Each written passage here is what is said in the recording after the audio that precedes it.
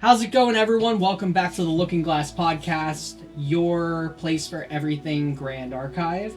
My name is Travis, and I'm here with Dalton, and we have Corey on Discord today. Unfortunately, Corey had a loss in his family, so he wasn't able to be here with us today, but he made it out for all you fine people on Discord, so give him your best wishes, folks. Moving on, just a little housekeeping here. I did today on the Discord, I dropped emotes and stickers for our soon to be announced and fully revealed mascot for our channel. Her name is Mira, and you can look forward to seeing her very soon here. You can kind of get an idea from her little chibi emotes and everything on the Discord, so if you haven't joined the Discord, please go join the Discord. And that's about it as far as housekeeping news goes. But the title of this episode, I guess, is going to be Crux is not fine. Yeah, that's an understatement. Crux is getting too much stuff. Yeah. And we're going to talk about it. We have a lot to say. Yeah. We had to hold off on talking about this in conversations earlier this morning, just so we could talk about it now and make sure that everything that we said kind of came out, you know, as a first time thing. Yeah. So I'm gonna give it to Corey to start off here, because Corey said he has some theories. He's got some theories and some ideas he wants to share. So I'm going to hand it to Corey here in just a second. But before I do that, we're going to talk about... We had a couple spoilers that we did have released. I know Varney, our buddy over at Main Phase TCG, he got graced by Silidar for some spoilers. So Silidar, if you're watching this, please grace our channel with some spoilers. We would absolutely love to reveal some spoilers, but no. Serious note, Varney got spoilers this week. I think that started our week for spoilers because that was on Sunday. I'll say the suited were last week, weren't they? Yeah. So what do we get, Dalton, from Varney?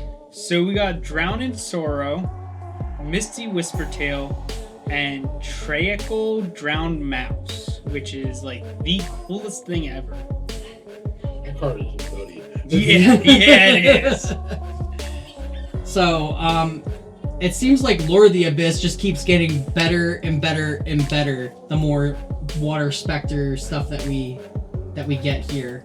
And I think the mouse just keeps healing you, doesn't it? So the mouse at the beginning of Recollection phase recovers X, where X is the amount of Spectre allies you control. So if you swarm your board with them, and even if they're not ephemeral or anything, you still gain 1 for every single last one of them. But regardless, you gain 1 every turn because he himself is a Spectre. And if he is ephemeral, he has stealth, so your opponent can't really touch him.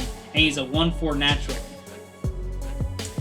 And what about the other that's two? Where all the healing from the cleric stuff is going to be. Oh, yeah. Alice is her cleric archetype. Well, it kind of makes sense. It kind of makes sense because she has to take 7 damage if you don't have a curse in her. Well, that's why I think Malevolent Vow and the other card are going to be relevant in regards to playing her whenever she comes out. Yep. But Misty Whispertail is the other, was the second one. It just states sack it. If it's not ephemeral, draw a card in your memory. Otherwise, recover 3. So if you bring it back off of, like, let's say Templar, you can sack it, gain 3 health right away at the end of turn instead of having it stack off of Templar's effect. And then Drown in Sorrow is recover 1, put a haunt counter on your Phantasmagoria, and then Alice bonus Ephemerate 2, and get to play it all over again. A lot of these ephemerate from the discard pile cards and everything. Yeah. So, we're just gonna wrap up all the spoilers that have come out so far this week. We did get another UR for Dark Alice. Yep. In the form of a Looks like it's another regalia, which I'm loving all the ultra rare regalias. Like more cards that we just have to buy one copy of if we aren't lucky enough to pull it. Like I hate having to buy play sets of certain ultra rares. Like it drives me nuts. Yeah. So yeah, and I know Corey feels the pain, Carter, but Carter, Cheshire Cat. Although I will say this much, I will say Cheshire I think deserves that ultra rare slot. She's quite potent. Although we haven't seen any distortion items from this yet. No, we haven't. No, we haven't. But no, and Cheshire has been slowly going down in price. So yeah, just wait for another distortion item to come out, and it'll go right back up again. Yeah. So anyway, so the card that I'm talking about here is called Ticket to the Afterlife. It is a 0-cost regalia item. Umbra, Cleric Spectre, and it's an artifact. And then it says activated abilities of Spectre cards in your graveyard cost 1 less to activate. Spectre cards you activate from your graveyard cost 1 less to activate. And Alice only bonus, pay 2, tap this card, banish a Spectre card from your graveyard and recover 2. So, yet again, more recovery. Yeah.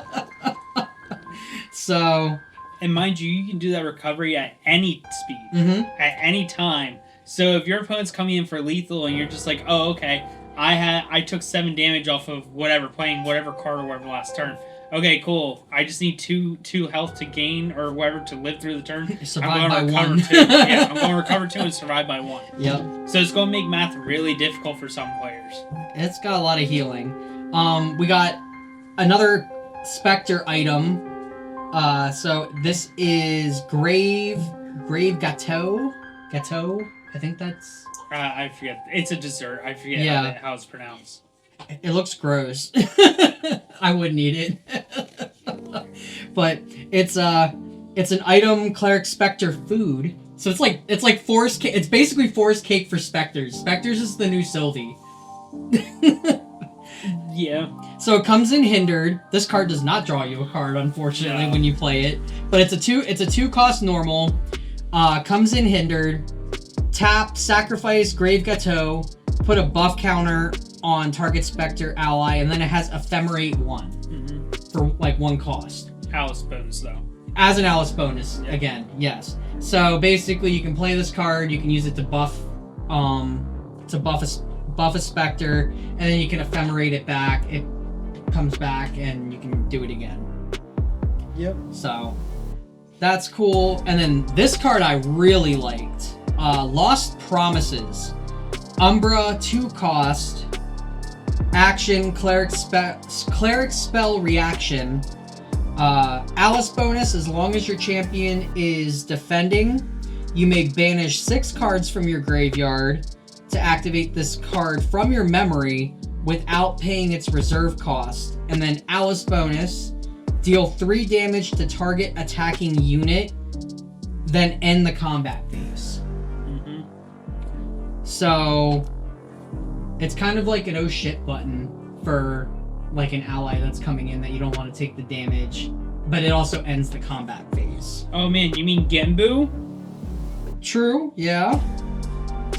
Oh no, it's an attacking unit. It's not just ally. So you can, if they're attacking you with their champion for like a stupid amount, you can just end combat there, deal 3 damage to them, and prepared slice and dice up. Okay, yep, nope. Yep, and it'll end the combat right there. No, thank you. So, Corey, thoughts on any of these?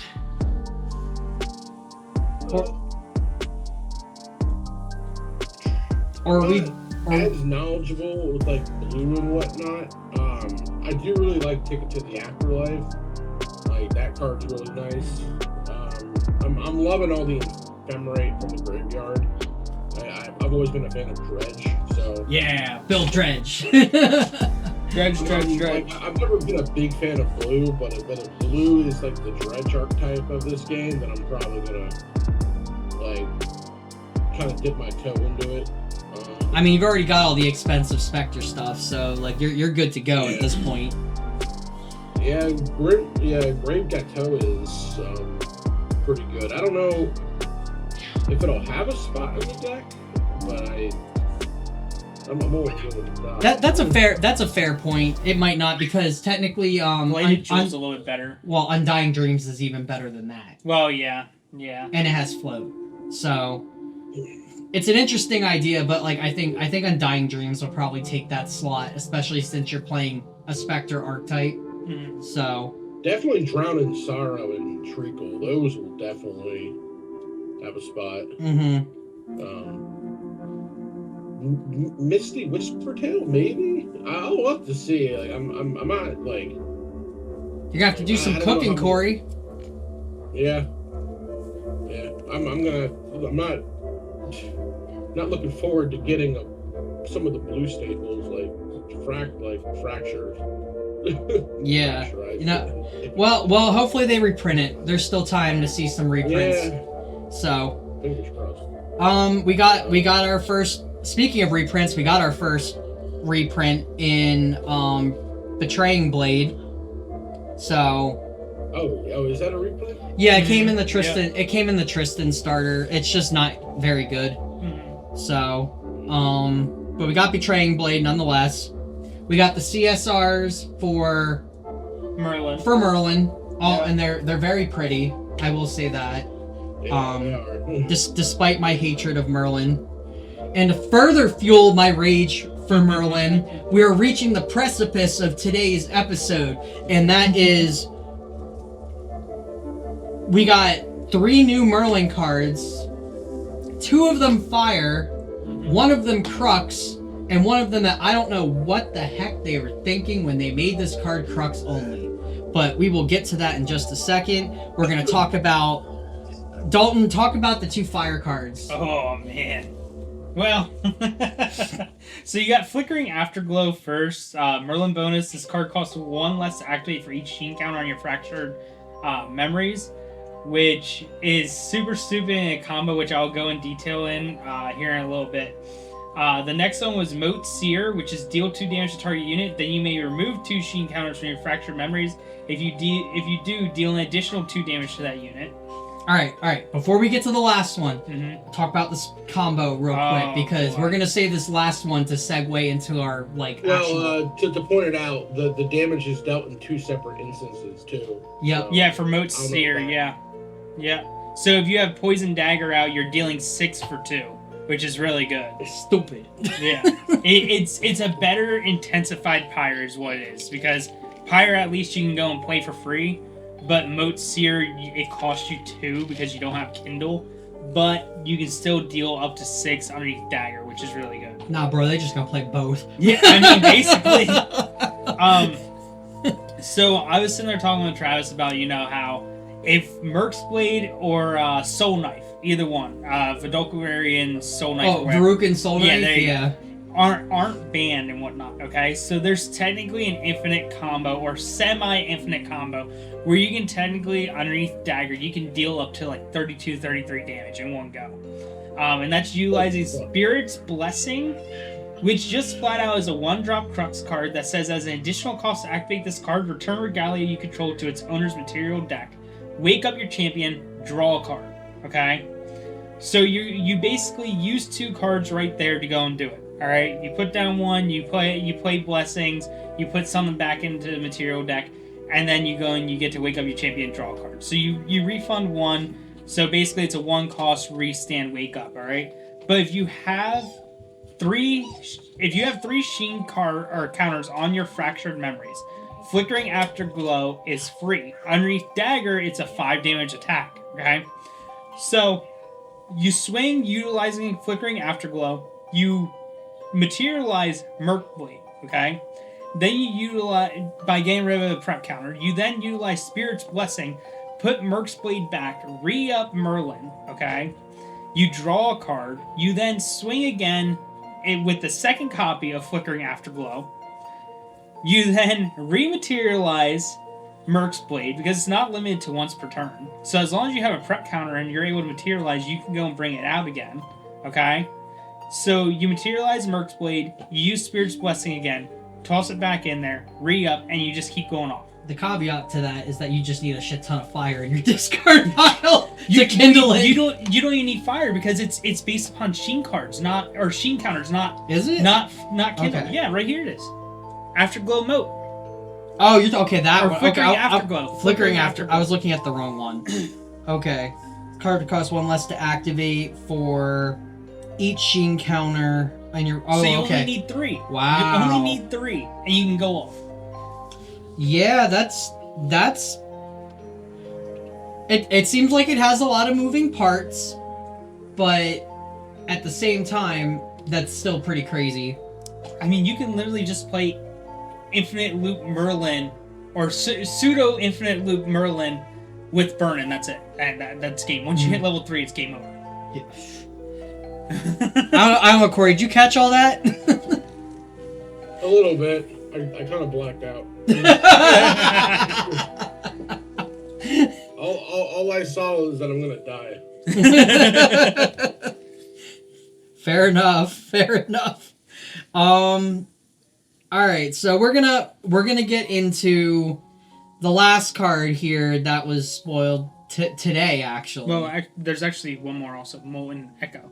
Oh, We didn't get okay, never mind. Yeah, go over the last one there. So Molten Echo is Merlin bonus Kindle 2. It's 2 costs. Deal 1 damage to target unit, then put a sheen counter on your fractured memories.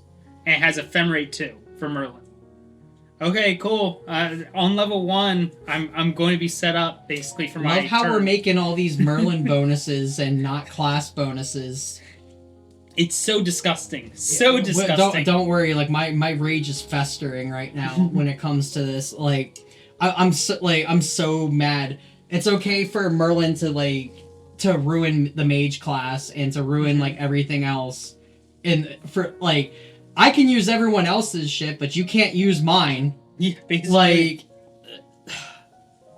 seriously. So yeah, we're getting into that. So speaking of using everyone else's stuff, or like, you know, should have been for everybody else, because, you know, it's the easy way to deal with the Jabberwocky, and they gave it to Merlin and locked it behind Crux and Merlin. Yeah. So we got Vorpal Sword, everybody. We finally got Vorpal Sword today. It is an ultra rare, so that makes 3 ultra rares for Merlin in this set. And it is a 1-cost Crux Regalia weapon that states right off the rip, Spectral allies cannot retaliate. Merlin bonus, tap, banish a card from your material deck. Vorpal Sword gains Spell Shroud until the end of the turn. Merlin bonus, on ally hit, you may remove a preparation counter from your champion. If you do, wake it up. This can only be triggered once per turn. And it is a 3 power, 3 durability weapon. And also, just to add insult to injury, it's also a sword. And you know what that means? Yep. You can use Spirit Blade Ascension with it. Yep.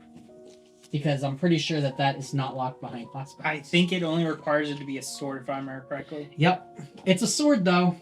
So if that's the case... Yep, it's a sword. I wonder if that's a hard once per turn, because if that's the case, can't you just blink the sword and do it again?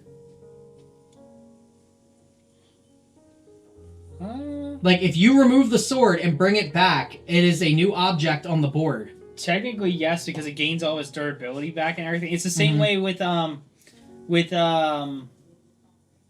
god. You could basically sit there and think of it as if you're Zephyring a cardistry card. You can reuse its effect over again. In theory, it should be the same exact way.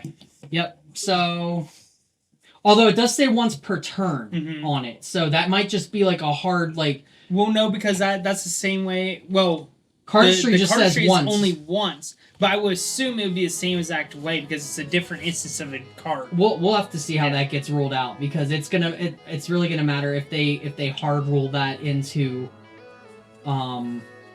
Yeah, but how would you get back right away? That's my question. Well, no, because Spirit Blade's Ascension. Yeah, That's you right. just Ascension That's it. right. You put it into that's the right. material deck and you bring it right the fuck back out. It's like they do with Prismatic Edge. That's disgusting. Yeah.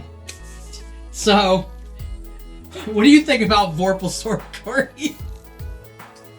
So, it may be a cop-out on their part, but my theory on the reason why they gave it to Merlin was that Merlin created Evil Alice, is what we're getting from the story. Yeah, I'm pretty sure there's some lore reason behind it.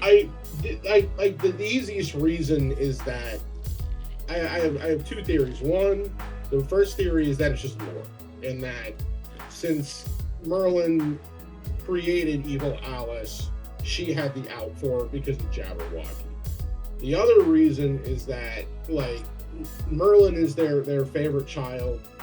I don't know about the overall community because I've been out of the game for like a year, but from what I've seen, Merlin is pretty well loved by I assume a large point of the player base, and that I think a lot of the players would probably like more crux support.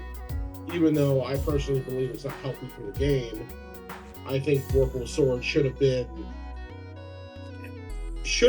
like just a normal element, so that like other players can use it, because it just seems like if Alice becomes like Merlin's gonna be played all over the place. So to me this is kind of is just a kick in the butt of Alice, because Alice is gonna have a hard counter all the time. Like I don't know. I think that they either Weebs loves Merlin and like that's their mascot, and like you got to give everything to Merlin, but I more lean towards that it's just a lore thing, and that they're like, hey, Merlin created Alice, let's give her the only out to Jabberwock, because that's what she needs. I mean, that's a fair assessment. That's kind of where I'm at, where I thought, I was like, all right, well, from a lore perspective, I guess there's going to be at some point she's going to have to, deal with this problem that's going on. So like while we're on that topic of I guess we'll stray into lore here in a second. Like we'll discuss like our tinfoil hat theories of like what's going on or what could be happening based off of like card art and lore and what we've seen so far. But we're just gonna stay on the topic of crux for a minute here, and it's always been like the joke. Crux is fine. No, Crux is fine. No, Crux is fine. Because Pendragon is a straight busted card. Kingslayer, when she was made way back in FTC and everything, was a really good card right off rip, and to this day remains to be a very good card. And to the point where whenever they make mage or warrior things now, you have to take into account, can Merlin use this? And their answer to that was Empower, which didn't give you levels, like physical levels that you kept, but temporarily boosted a spell by that many levels, and the mechanic sucks. Like, it really does. And, like, I spent an entire format playing Kong Ming and like preaching the praises of Kong Ming and everything, and it only went so far. Like there's only so much that the deck can do, because you have to empower your stuff. Like otherwise you don't get the levels, and they weren't giving out just like free free levels like that stayed. So the ceiling on the deck wasn't very high. And once you hit that cap, like it couldn't do anything else. So then in HVN, they lean more into her win mechanic by giving her like the Bagua of I forget what it's called.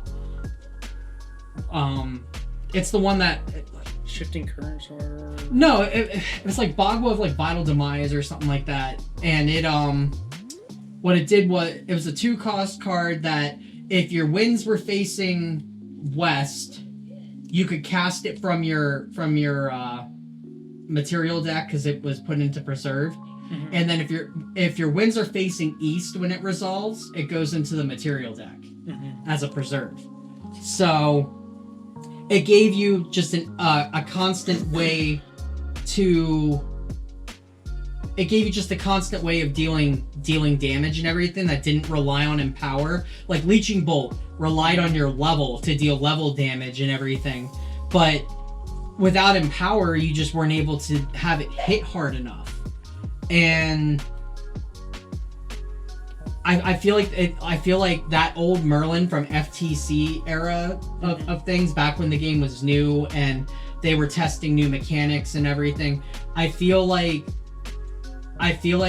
that version carrying into the current day of things is really holding the mage class back, as well as the warrior class in some ways, because it's abusing warrior cards as well. Not as much as it is the mage cards, like Fireball, for example. You have a card that's gaining a level every single turn. And after so long, like, they're hitting you for like 10 or 11 with a Fireball. Mm-hmm. And what can you do against that, especially if they follow it up with a second or a third? Mm-hmm. You know, it's a problem. And going into PTM, now when we have this brand new Merlin with a brand new mechanic and everything, which is all fine and dandy and everything, but what are we gonna, like, why are we giving it Merlin class bonus instead of, or just Merlin bonus instead of actual class bonus? Like, why should the old Merlin get to use all of these brand new cards that are meant for this Merlin? And it's not like the old Merlin can't abuse a good number of them, because she can. Mm-hmm. Just like this new Merlin can abuse a lot of the older cards that don't have any class bonus to them. Mm-hmm. They're just crux. So there's kind of a problem within that color, or that advanced element, I should say, that needs to kind of be addressed. Mm-hmm. And here comes my I'm putting on my tinfoil hat now. All right. So, like, my thoughts are they're not going to touch Pendragon. I highly doubt they're going to touch Pendragon. My reason for that is, one, it was this past season's Ascent. Like, if you made it into the day 2 of Ascent, you got a nice shiny, CSR Pendragon. Like, so I don't see that being a card that they're just gonna, like, write off and get rid of and be like, oh, well, that card that you just earned, like, it's useless now. You can't use it. What they could do, though, is go and get rid of FTC Merlin. They can ban that, and yes, that gets rid of Incarnate Majesty. Yes, that gets rid of Majestic Spirit. But at the same time, we are going into set 8, and that card has been around since set 2, and is still performing numbers that it shouldn't be at this point. Like, in the current stage of, like, a card game, decks should be coming and going and doing certain, like, they should only be doing so well at certain points, and then eventually they kind of fall off. You might see them be like a niche thing for a while, but it shouldn't be like every single meta. I think one meta, Merlin wasn't that big. And if she was, it was a different color. Like, they switched from fire to water, because I know there was a water Merlin that was doing well for a while. So that's my tinfoil hat theory. I think that Kingslayer should go. I think that fixes a lot of the issues, and now you have a brand new shiny Merlin to play with that is not as cracked. You're not drawing a free card every other turn, and if you are, it's because you activated that new Fantasia that they put in this set, and you have enough sheen counters to get the effect. Mhm. But they can also stop that by blowing up the Fantasia. Mhm. There's counterplay there. Whereas to this Merlin, there really isn't, aside from a card that they gave us in DTR that lets you remove a level. Mhm. What's that gonna do? Like, it, yeah, like, it doesn't do much. It might throw them off for a turn, but, like, that's about it. But, what... Let's ask Corey. Yeah, Corey, your thoughts. Sorry, I rambled. No, you're fine. I'm off my soapbox. It's like, for me, like, I wasn't really around for a lot of the competitive Merlin. So, like, I'm watching them at the Ascent. I could tell how powerful they are. Like, Merlin's definitely the safe. I can easily make day 2 deck. Like that's Merlin. And I do wonder, like, again, my theory is that, like, people love Merlin. Like, she's a fan favorite, and I think they're just afraid to, like, let her die. I don't know if that makes sense. That, like, they're afraid maybe the player base might leave if Merlin isn't good. Like, I don't, like, it's just like giving her all this crux support. Like, even, like, if she can't use the like Vorpal Blade for the most part, like, I think she can still get the Spell Shroud, which that's nutty. So I think was it you tap Vorpal Sword and it gives the champion Spell Shroud, or is it just the card? It gives the card itself Spell Shroud, but the thing of it is the card is still good even outside of it, even if you're not playing against the Spectre deck, because its third effect that it has is if you kill an ally, you wake up your champion, and it's still a 3. That's so nutty. It's like, still a 3/3 weapon. Mm-hmm. Yeah. And that's the crazy part too. But it's I really do wonder, like, what they're going to do, because, like, Merlin, they have to see it. Because, like, I agree that, like, decks need to fade away, but I wonder if they're maybe afraid of letting the deck fade away and losing some of the players with it. Because, like, it seems like there's a lot of diehard Merlin fans, especially among, like, competitive players. I think, like, a lot of True Champ and I think main deck, like, a lot of them play Merlin and Lorraine. Am I correct in that? Like, a fairly good amount. I'll say this much: like, I know True Champ plays a lot of different stuff.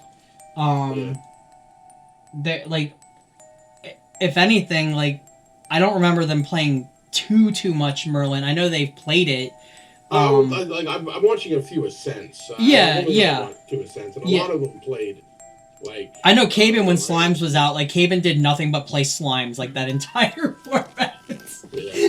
Again, that's just someone who's coming back. No. A lot of people like Merlin, and I do agree with the Fireball. Like, I think I watched a match in Ascent of Auckland, like, where he double, like, Fireball a dude, and he just won. And I look away for a second, like, oh, this is a pretty good game. Next thing I know, they're all snapping up with double Fireball. Glad I can do that. It's like that's kind of crazy. But, like, and I think Kingslayer probably needs to, like, at least allow you to, like, one Merlin champ before. Can't do that, maybe. Like, we're all sitting here. Like, but I know there might be complaints to that, especially for people, like, I know people are going to complain, especially if they hollow out their, like, Merlin. Like, if they have, like, I mean, like, Merlin. I understand, and I get that, but I think the card will still retain value, like, as a collector's thing. It will. Like, well, and they're also, so they have a Pantheon format coming out soon, which is supposedly a casual format. So I'm thinking, like, they'll probably allow banned cards or something there that's gonna make it more, like, casual based. I'm thinking it might be, like, lore related, or, you know, boss rush style type of something. I mean, we gotta see it. Like, it'll be, I think it gets revealed here soon. Go ahead, Corey. I think. Oh, sorry. I think, though, this upcoming format, if, like, they don't hit Merlin at all, maybe may make or break the game for a lot of people, especially if there's 2 Merlin decks going around. It's like, I don't, like, again, I don't really know how the general player base feels about them. Like, I know there's still a good bit of this set to be revealed because we've only seen what, five of the we've seen 6 ultra rares so far. I believe there's 2 ultra rare slots left because I think there's 8 usually. So there's still room for something to emerge that could be like a counterplay card or something that just kind of is like, oh, okay, this makes sense now, you know. But at the moment, it looks really bad.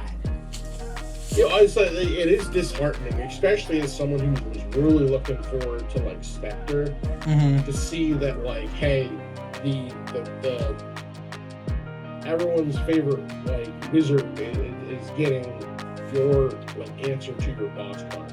Yep. And I'm like, that's because like as we all know, Assassin is hard enough again. It's hard enough. Assassin's hard enough. Merlin herself is usually hard enough, and now like, you just seeing that is like, hey, yeah, good luck trying to like top an ascent. Like that's basically what I saw when I saw Crux Blue. Is like you better play fire for reduce to ash. Cause I don't. Well, you can't reduce to ash. It's a 1 cost.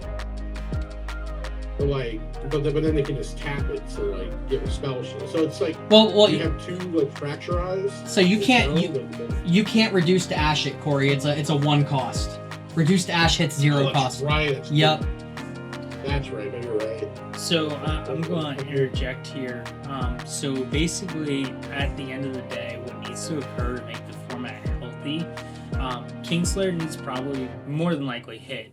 Yeah. If they don't hit Kingslayer, okay, they have to get rid of the level of efficiency cards that they have access to, i.e. Incarnate Majesty, to make sure that they're not able to use that alongside the Sheen counters. Well, and whatnot. Just to put that out there before you finish your thought, not sorry to interrupt, but they're not going to touch Incarnate Majesty because that's like if they don't touch Kingslayer, Incarnate's not going to get touched because Incarnate isn't the problem. Deer isn't even the problem. People can play around that. Like that's the deck's trump card that it needs to have to be viable. They're not going to take that away. As far as what you're saying level-wise, like, there are things that they could look into there, but go ahead. Oh, yeah, but, like, so, if you think about it, okay, so Merlin being able to just go and flat out be like, okay, here's double Fireball for an efficient 4 total cost game over, basically, okay? Especially if they go and they sit there and make sure that they're, like, level 8 or whatever, that's 16 damage at the end of the day for 2 every single time. Add that along with all this new Sheen stuff and everything. Now we get to the point where the moment they hit level 3, their turn 1 level 3, they basically have lethal right away.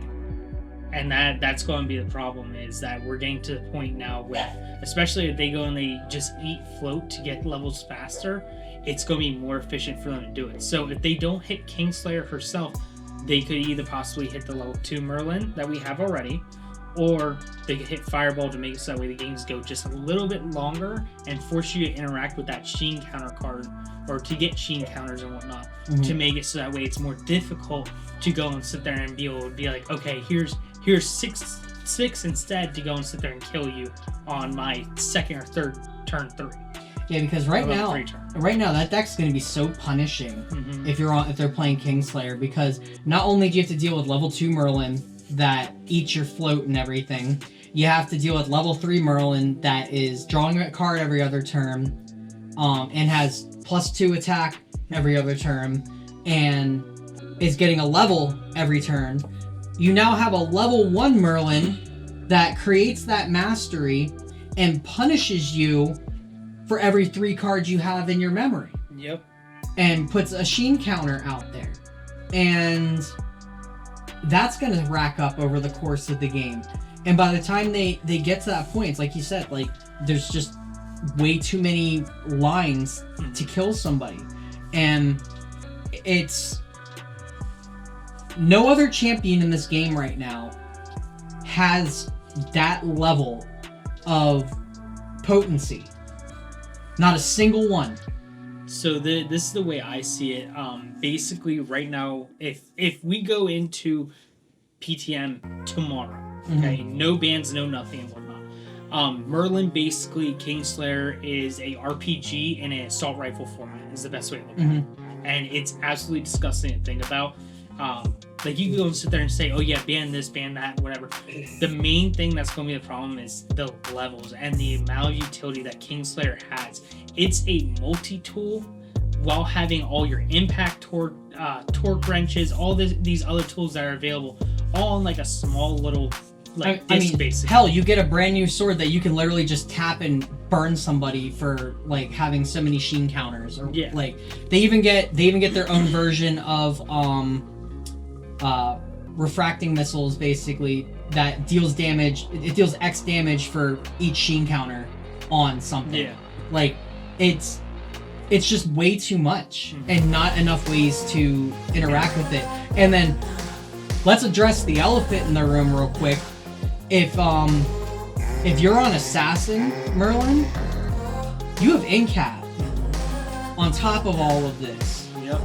At a cost of 2, not 4, 2. So, but even so, like, I really think, and I'm not saying the new Merlin's, like, the new Merlin seems fair in the way that it does things. It seems like, you know, you need a lot of moving parts to make the deck work properly and everything, but it's going to be very potent. I can see that it's going to be very potent, but going back to Kingslayer, that just seems unfair. You've got a card that's punishing you for putting too many cards in memory, so for playing the game, basically. A card that's, now I do believe it's only at the, I think it's the end step or something. The Merlin level 1. Like, it checks at a specific step, if I remember correctly. For what? The Merlin level 1. Like, for when you get sheen count? Yeah, for getting sheen count. Recollection. At recollection step. Is it? They have to place sheen counters according to every 3 that you pick up. Okay. So it does have a little bit of counterplay there. It's just it's still very hard to play. I'm trying to approach this from a somewhat balanced look, but at the same time be like, you know, okay, yeah, that still is really, you know, gross. There's a very small window for counterplay there, because if they're hitting you hard enough and putting you in a position where you have to respond so much during a turn, you know, you're gonna have to put down so many cards, at least 3. That's a really low number to have to hit. And they get to put a sheen counter on something. Yes, that's 1 sheen counter, whoop-de-doo, but it adds up. It really does. So, and that's on top of, like, let's say they fireball you for a couple and they're like 3 damage short. Oh, look, I got this card that can hit you for 3 because you have 3 sheen counters. Like, it's... Yeah. And that's with everything else, too. Pendragon, you know, you have the Vorpal sword.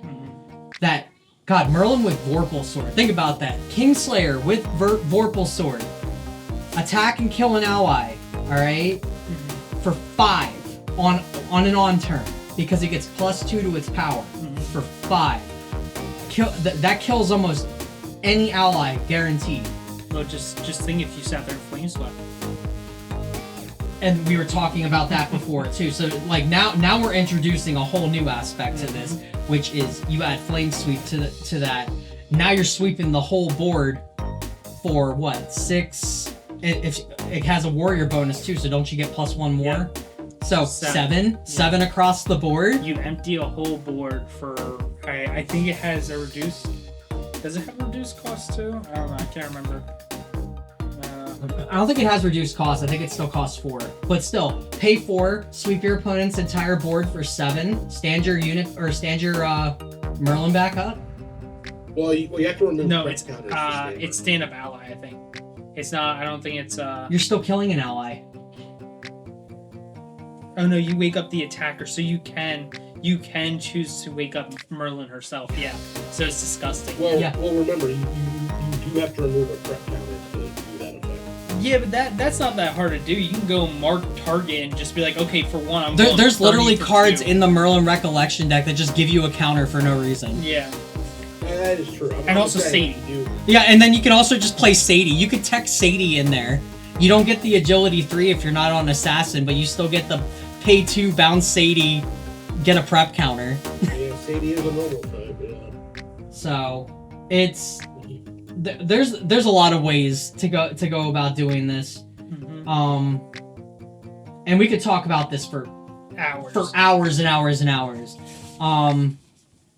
I've said my piece so far. I feel a little bit better getting that off my chest. I don't know if you guys have anything more you wanna trauma dump here, but I don't know if you want to go, Corey. I'll go last.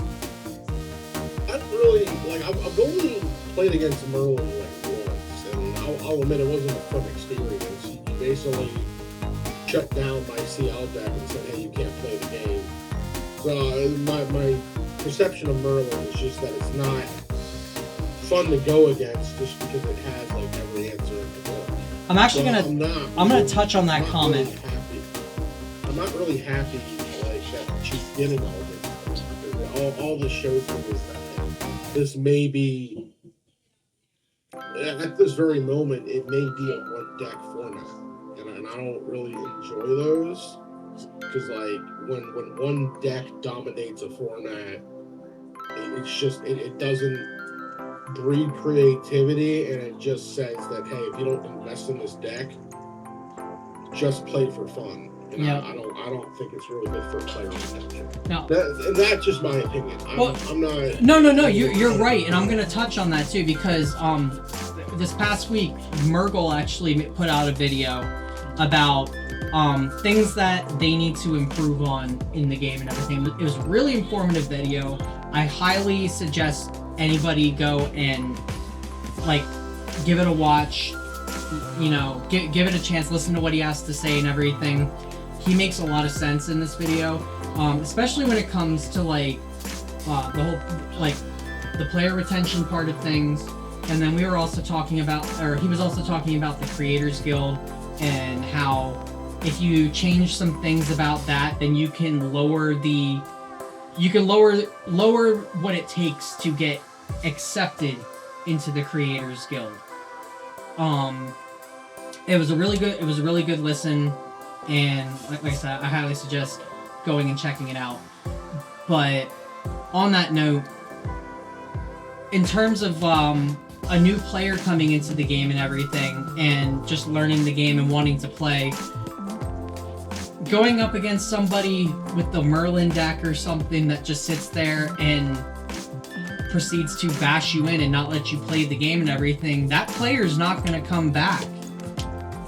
Most of the time, most players that end up in that situation do not come back if they get hammered that hard from playing against somebody. And a lot of that has to do with multiple things. You know, it has to do with the attitude of the player. If it's a player who's very like, you know, cocky and everything, they're not. That's obviously going to rub them the wrong way. But speaking strictly in terms of the deck itself that you're playing against, it is not fun to play against that deck. It really is not, and it will leave a sour taste in your mouth.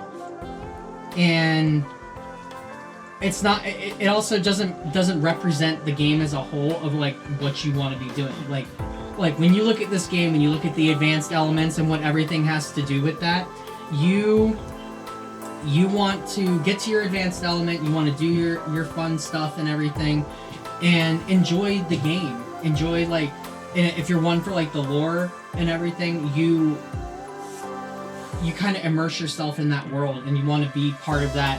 Like, oh, I want to get my character to their advanced element and do what they did, or what I read in this lore, or like that's a new player experience there. You want to get to the fun stuff, and you want to have fun doing it. And if you're playing against a deck that just shuts you off at every single turn, it's not fun. It really isn't. You're going up against, it's a brick wall, and it's a problem that if it's not addressed, you're going to end up like Yu-Gi-Oh! Is, where no new players can get into this game because there's just way too wide of a spectrum for them to even like absorb. There's too many cards like for them to have to figure out and deal with. There's there's too many obstacles for them to go through. You can't just get a deck and play. There's so much more to it than that, and I don't want to see this game reach that point. So, what were you saying, Corey? Oh no, I was just agreeing with you. Yeah, it is really hard because like even in our local, there was a few people taking a break just because they were tired of getting beaten down by every single week. Yeah. And it is just like discouraging to see that that this does happen. And now on the other side, there was someone who was willing to learn and didn't mind losing a bunch, but that's a small majority, and especially if your local is small.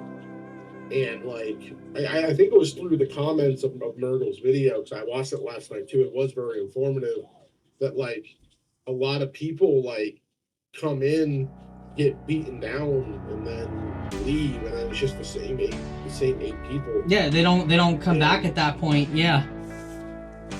So it's I feel like this is probably going to be I guess in Yu-Gi-Oh terms, again, we don't really know how the deck is going to perform. But on paper right now, this deck looks disgusting, and because it already has a Merlin core. It's just you're making Merlin better, and I don't think that's healthy. It feels like it's going to be some of those Yu-Gi-Oh formats, because where it's basically, what was it, Elemental Dragons was one of them. Yep. Rescue Rabbit, yep. Those formats weren't fun, because if you didn't build those decks, you lost, and it's just not. And mirror matches aren't going to be fun either, because I sure as hell don't want to see that during an ascent, watching Merlin versus Merlin, Merlin versus Merlin, Merlin versus Merlin. Oh yeah, nobody wants to watch that. Nobody wants to see the same thing over and over and over again.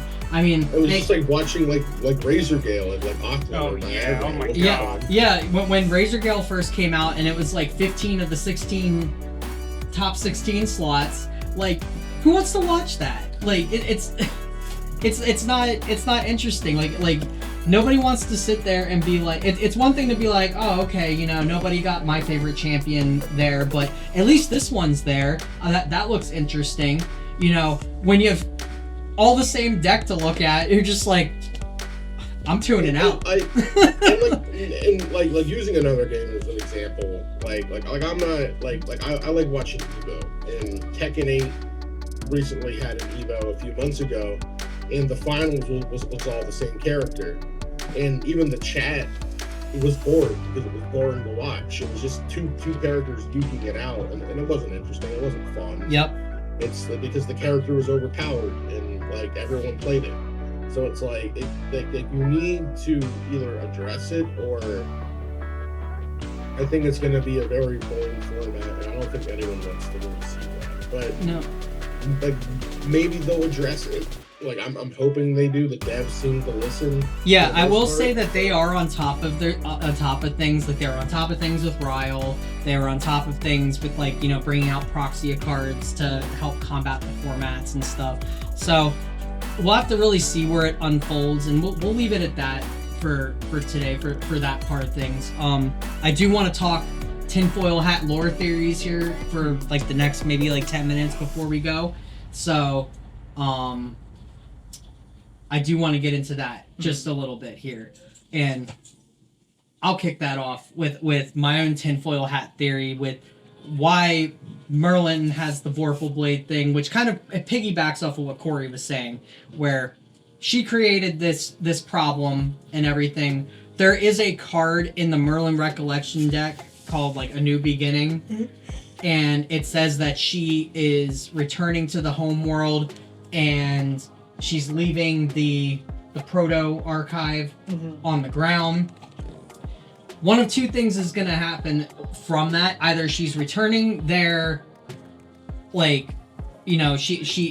had her mission, it didn't work out and everything. Maybe she has turned over somewhat of a new leaf here. Maybe she's returning back as a hero and not so much a villain. Maybe she's just returning back there to repent for anything that has happened. Who knows? Or maybe she's just going there to cause fucking chaos. Like, I don't know. But the fact of the matter is, she has this Vorpal sword. She has the coffin nail for basically Alice and everything. Like, part of me feels like she's gonna use that to put her down. Or to do something. Like, something's gonna happen there with that. So, like, I do agree with Corey. Like, there has to be a reason that it's a card strictly for her. Mm-hmm. So, and then Alice has the card that is strictly counteractive to that. Mm-hmm. Like, this card is literally meant to hinder the other one. Mm-hmm. So, there has to be some kind of lore reason for that there.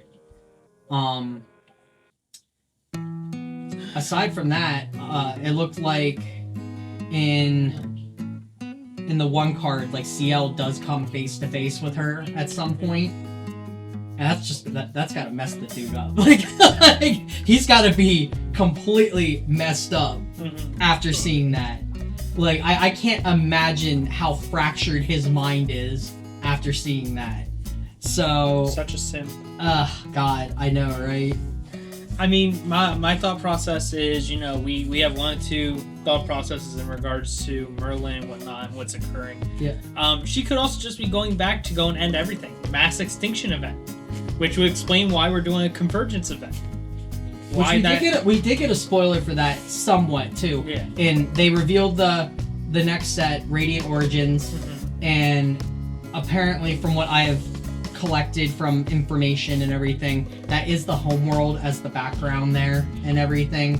So something is going on in the homeworld. Merlin is returning to the homeworld, so you could very well be right. Hey, it could be Avengers Endgame all over again. Oh, I know, right? Oh, man. Next thing, next set, Merlin gets the Thanos gauntlet and just goes out of existence, like, snap. What did, because I didn't really read much about, like, the Vanitas thing. Like, who was left alive after that whole war? You didn't really get we are just now getting lore for that. Like, that's why they started with, like, the Diana Arisana lore and everything like that. We're just now getting lore from those sets. Oh, really? Yeah, and they still hadn't finished up the lore from Cambria. No. Like, we don't know if Lorraine's alive. Like, she could be, like, hanging out on the homeworld right now, and we have no idea if she's alive or not. So, yeah, we have no idea. That's okay. I was wondering, because I always saw, like, one like CL1 and stuff like that, but I can never really find more of that. And I was looking for the Cambria, I was looking for the Mercurial Heart stuff, but I didn't see it, so I'm wondering if I missed it somewhere. So I guess I didn't. No, we're getting tidbits of that here and there, basically. Like that stuff interested me with, like, Tony and whatnot. Like, a lot of that art was really cool from that set. Apparently Tony's a scumbag, according to the lore. Oh, really? Yeah. Apparently he's like a Chad scumbag, man. Like, but well, I know there was the lore between the automatons and the humans. And I thought Tony was maybe on the automaton side, but I'm not really sure. So Tony was a mercenary for hire, basically, is what it was at the end of the day, and he doesn't quit until his job is done or he's dead. Is basically what it comes down to. So he was hired specifically for a reason, or whatever, for the automaton front. So until he dies, he is not giving up on any of that. So even if it means killing Diana, he didn't care. yeah. Okay, so Diana was basically the hero of the set, I guess, right? Yeah, well, yeah, Diana and Arisana, technically. Because they're working together as part of the resistance. Even though I think Arisana was killed because it alludes to, like, her wanting to think back on good times where with Arisana and all that other stuff and whatnot. And some of the Lord I don't think that means she's dead. I think that just means, like or it could be they're distant or apart. They're apart. I mean, it could mean anything in all honesty, but I know there was a few art, so like I think of like I'm wrapping Lily or up. whatever, Like now. or like Okay. the one like the red haired woman from like the cards was like had like a grave and like I never want to have to do this again or whatever. So that was just interesting, but yeah, back on the Merlin stuff. Yeah, I might agree. Yeah, she's probably like since she failed to resurrect her sister, she's probably going scorched earth. She's like, if I can't be happy, no one can. But well, and that's my entire thought process is she's basically going to sit there and see it as like, you know, if I can't have a happy ending, why should anyone else? So obviously we can see a huge extinction event, and that's why we're having a convergence. Now where everything else fits in there, I'm not certain. So we'll have to just wait and see what happens. But I don't know. Is there anything else that you think will happen, Corey? I'm not really like I'm not too caught up on the lore. Like I'm going through it slowly, but so I don't really know what happened during like the AMB stuff. But I was really interested in the Mercurial Heart stuff, but apparently they haven't finished that yet. So I'm just kind of like wondering what's gonna happen with like the Wonderland stuff in CL. Yeah, that's fair. What is he gonna do? Yeah. But I that's, mean, that's what I'm kind of excited for is the card art, kind of telling the story. yeah, that is one thing I'm excited for too, because we might be able to get more tidbits from it, from all the artwork and everything. So. All right. Well, I think that'll do it for this week's episode. I think we'll wrap it up there. We have kind of gone over the hour limit. So, but That's what ranting does. yeah, there was a lot to rant about. So we'll before we finish out though, I do want to say Happy Veterans Day to any veteran that has served, any that have past served, currently served, etc. This is being filmed on Veterans Day, so I want to make sure we add that as a tidbit at the end, because we do appreciate every veteran that there is. But as well as if you haven't bought your Crystallized Destiny, it's already spiked $5 in the past week. Oh, So gee, really? Holy yeah, shit. they're $10 or $13.99 is the lowest listing. So Well, I picked up mine too, because I don't think I'm gonna need more than two. and if you're planning to play Water Alice, you're probably going to want to get title locks. yeah. All right, guys, that'll do it for this week's episode. Thank you for joining us and everything. As always, catch us again next week, and we will see you guys on the next one. So until then, guys, take care.